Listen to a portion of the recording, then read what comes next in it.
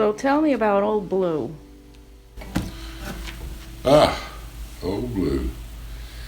I heard the song as a 20-year-old up in the mountains of North Carolina at Blowing Rock. I'd been hired as a singing waiter at the farmhouse restaurant. There was 350 seats, and there was 30 of us kids that came in as music majors, and I was not one of them. I was the black sheep. But I had heard a tune on a recording by Bob Gibson and Bob Camp out of Chicago, and Old Blue was on that recording. And it struck me. So I learned it, and I began to do it at the farmhouse, and it became a showstopper. It's slow, it's a story, it's not a big show tune, but it is the sweetest story that anybody could tell. And Old Blue dies, and yet he comes back to life in everybody's mind. And so it's a very powerful tune. And we were here in the studio laying down this album, now called UNSWEET Tea. And that's another story, but basically looking around and doing some of the old tunes that I'd done 50 years ago, that's when I learned Old Blue. And it had never let me down. People always enjoyed hearing it. And so I drug it out of my memory, and it took an hour before it got the whole tune out of me, out of the gray matter, and we started laying it down for earnest. This is Jerry Brown at the Rubber Room Studio, and he and I are just working this thing, and then it took off. And then, a little while later, in one of the iterations, Andrew Marlin came in, and Andrew is one of the two of Mandolin Orange, and they're wildly successful these days, and they should be. They're traveling the whole country and the whole world. And so Andrew came in with his brand new, wonderfully crafted mandolin, and he laid down a track, and it was magic. And so there it is. So I hope everybody enjoys it.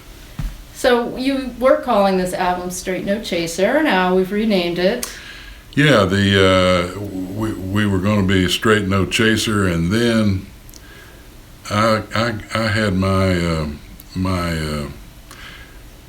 I've burned up all my green stamps in terms of alcohol, and so it's been 23 years since I've had any, and I don't miss it. Did for a while, but don't now.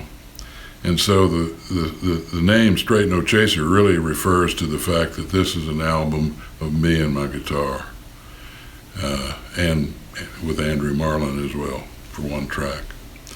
But I was looking back in some photographs that were shot a year or two ago.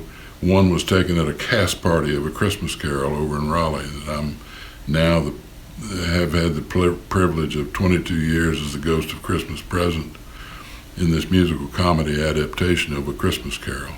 Ira David Wood has written it, produced it, directed it, and stars in it. But nevertheless, this cast party, somebody took a picture of me with a glass of tea, an iced tea with a lemon floating in it, and it was really a very poignant shot, I thought. I think it captured a lot of who I am and what I'm about. And I saw that photograph just last week, and I said, oh, wait a minute, that'll go on the cover, and we'll call it UNSWEET Tea. And so in the South, if you order iced tea, you're going to get sweet. And so it takes an extra effort to get UNSWEET tea without the sugar, with a little lemon maybe. So aren't you a sweet guy? I'm absolutely a sweet guy. That's not what it's about. What it is not adding anything to the mix.